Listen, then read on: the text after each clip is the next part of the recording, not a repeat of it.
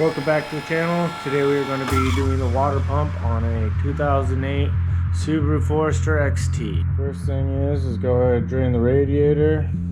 It's over here on the passenger side, the spout to drain it. And after that, go ahead and pop the radiator off and the hoses off. Okay, then I'm going to disconnect these two hoses here. Radiator hose down here. Do the radiator hose over here. Come at the bottom.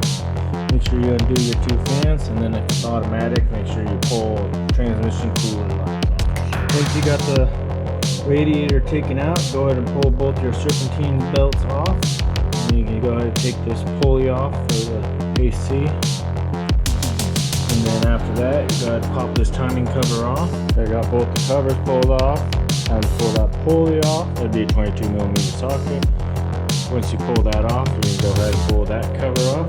Now that you got the timing covers off, go ahead and put a pin in this tensioner if you have one. Push it up, put a pin in it. If you're going to try to reuse it, if not, go ahead and just undo it and pop the whole timing belt off. Okay, now you got those pulleys off, go ahead and pop the water pump off. There's a couple bolts around it, and then you got two hoses down here. Okay, now you got the water pump off. Go ahead and kind of clean up the coolant out of there. Install the new gasket. Now you got the new water pump on. Make sure you put the hoses on and tighten them.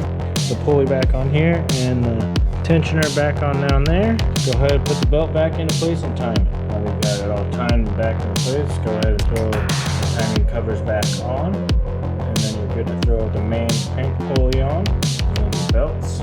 Make sure when you do the belts, you do the AC belt first. Okay, now that you got all that timing covers on, go ahead and install the belts.